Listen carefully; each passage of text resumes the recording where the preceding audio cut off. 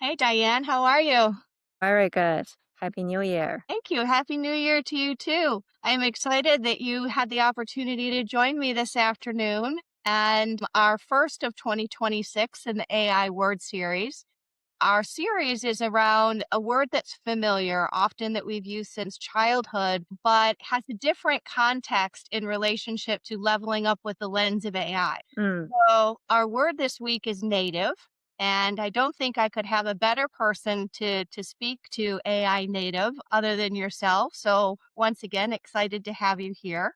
For those who are not familiar, which I think are very few, Diane Yu is the co-founder and CEO of TidalWave AI. I had the privilege of meeting you a few years ago, just as you were embarking on your tidal wave journey. And you have covered such enormous ground in such a short period of time in the scheme of what's happening in the world. So thank you for being with us. Cheers to your progress. And I'll turn it over to you to have you share with us the pieces that you'd like to share. They just bring back my memory. I think you and I were first connected like 2 years ago at this point. We Right? were talking about AI at that moment. Mm-hmm. And then we mentioned about AI. It's just starting, and a lot of people don't really know the words yet. And then we talk about how AI is so transparent, like requiring to be transparent Right? and bring the information to the people using AI is so important. And I remember that you were very passionate about that. I was very passionate about that too.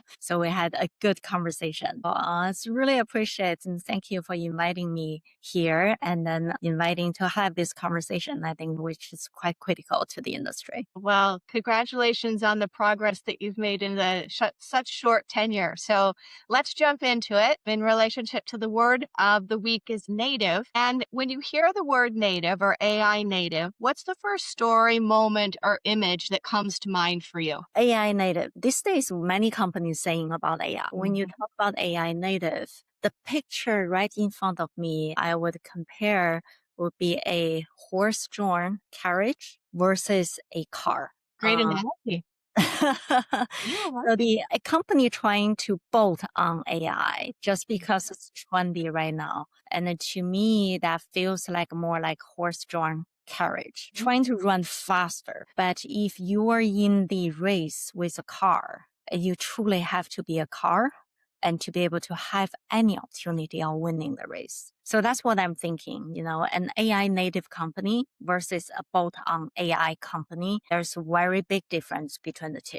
AI native company in many ways that the way that how they build is Mhm. driven by AI. How they develop is driven by AI. So many of the native AI capability is coming out of the box versus bolt on is very different. Well, it's interesting because I often talk about how having our workflow is critically important, right? We need to understand our workflow, understand the dynamics, what we're doing, why we're doing it, and so forth. But I also speak to that the workflow that we do today, that it's important to have it documented and then set it aside. And when you're looking at an AI solution, to in fact look at what's the methodology behind the solution and how is that methodology poised to solve your challenge, and to use that solution as it's built as compared to laying it over an existing workflow that candidly could have inefficiencies in it. So it's not to say that we get rid of the workflow that we've known and we trust and we understand, but to actually look at what it is that is being considered and saying, how is it built? How is it used? How can I use it? And then layer it back to the existing workflow and say, okay, it does these three things earlier. It eliminates these three steps over here. And potentially, well, wait, there might be two that are non negotiable because there's some compliance piece that needs further consideration.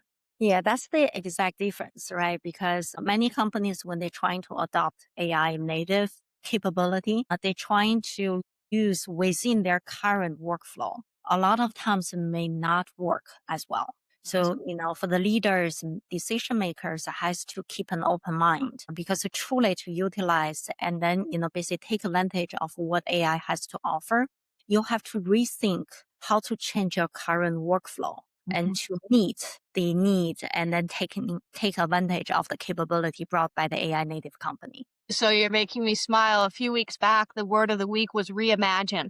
And in essence, it's reimagining what it is, how our work is done. It's not getting rid of everything we've ever known, it's using what we've known to apply to future reference. So talk to me about, are all AI native systems created equal? Are they? I hope I have a good answer. But no, depends on what problem you're trying to solve for, and then depends on your solutions. And many of the AI native solutions coming in, if it doesn't adapt to solving for a particular problem, you still cannot get adoption, even though it looks very good. But you have to really think about, basically adding the capability and bringing in to solving for the problem in the native way for the company in order to truly drive the adoption. I think that's the key. If you think about this year, 2026, now basic is actually driving the adoption. I think once again an excellent point, because our part of our human desire, right, is to use technology, solve the problem, move on. This is not quite that.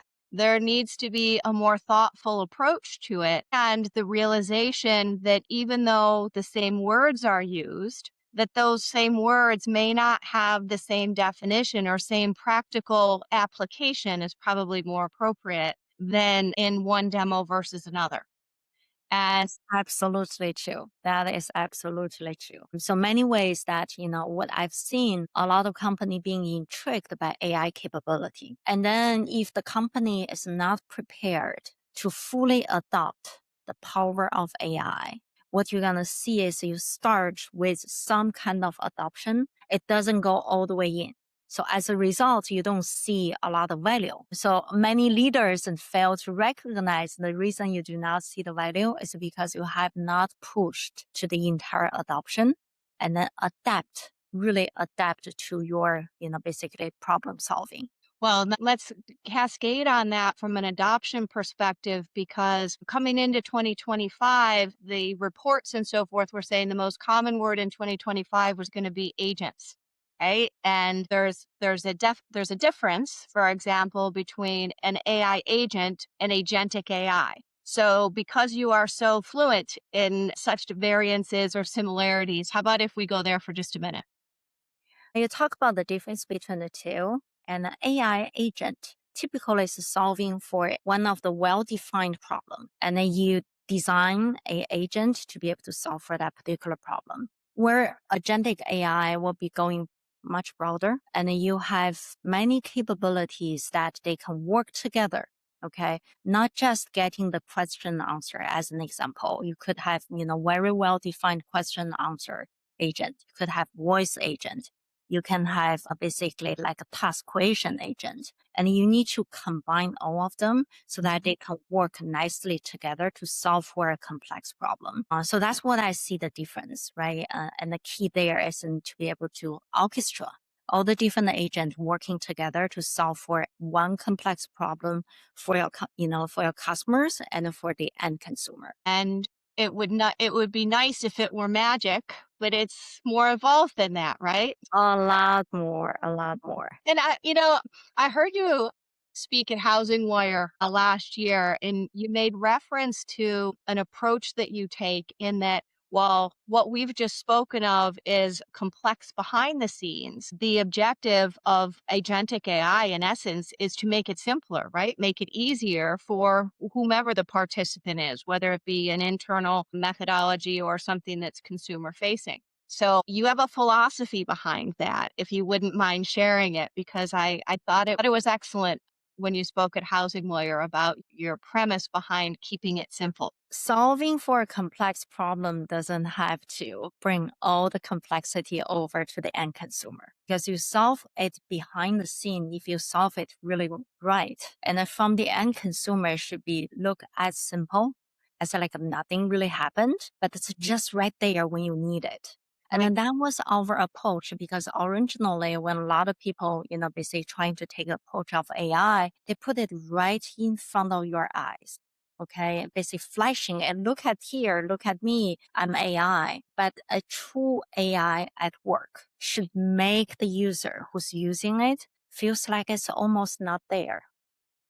Right. And I think that's a key distinction, right? Because it is magic behind the scenes, but it's literally seamless to to a given user, right? Yeah. Yep.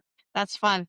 Okay, so one of the other conversations we have had in the past, and you made me stop in my tracks, is you mentioned one day we were having a conversation about the regulatory responsibilities and black boxes, and you said something to me, and I'll let you offer up how you'd like to say it again, but you said to me that this is not black box, it's what?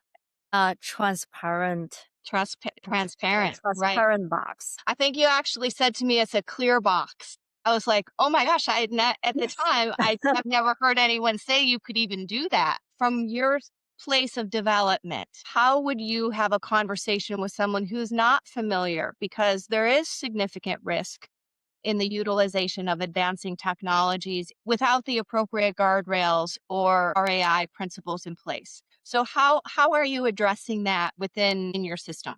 So the key there is number one, you have to make sure the lender and the user knows what's happening behind the scene. That's why where I call the difference between a black box decision making versus a clear box. You can see through okay what's happening, what the reasonings that it's used, and what information it has access to, and why it serves up those type of information. And which is the key. If you think about it, we're doing the mortgage origination. It's a big decision for average American. It has a big significant impact to their family value, basically their wealth, and has a significant impact to the lender who's supporting that. In order to make sure everything can work in the right way, you truly have to provide every single step, how you are doing it and why, what information you have access to, how you can come up with this, basic recommendation, and where you highlight the area of the risk. You have to have 100% transparency into this whole thing. You also have to have a sophisticated and then complete set of trace log. Without that, there's no lender gonna use you. There's no borrower gonna trust you, right? So that's the key, the very first step, and the full transparency is the key for the decision making for the trust. Well, and thank you for your approach to that. I think it's important from an industry perspective. I mean, who would disagree with that, right? And it doesn't have to be about this particular topic. I mean, that's a foundational aspect of artificial intelligence, whether we're talking about industry or our lifescape, which actually gives me the opportunity to bring us to a close today. And I reference Lifescape as AI everywhere all at once. And because you're so close to the build process of things, I like to always ask people, is there one particular thing that you've come across, whether it's a fun or a functional piece that helps you or your team or your family in everyday life where you're incorporating AI? We see that everywhere Mhm. almost. Yeah. And then a typical example, because, I'm an engineer, so I always look into development, and my team's using all different AI tools to help us not only develop, also gain the knowledge very quickly, because we educate everyone that, when they use AI, they ask questions, getting answers for, basically mortgage related information as an example. We also basically, I've seen very smart application of, basically our team as they develop. They're also using AI to identify bugs of the system. They're looking at where the bottlenecks are. And then those type of, traditionally it will take an engineer long time to do. These days with AI, they can quickly summarize where the potential problem, where the bottleneck could be, and help the individual who's using the tool and to identify the problem very quickly to fix it. So that I can just see right in front of us, and with a team of who's utilizing that, will have a totally different level of the productivity comparing to the team that's not use it. I think it makes a lot of sense. And it's interesting because one of the dynamics around artificial intelligence is fear and how, like, what is it going to do? How's it going to affect all of those things that are not necessarily part of our conversation today? But it's interesting, it's almost ironic that the thing that one may fear about artificial intelligence is the fact of actually how it's being used. It's solving the problem. You were talking about from a potentially a coding or finding a bottleneck perspective,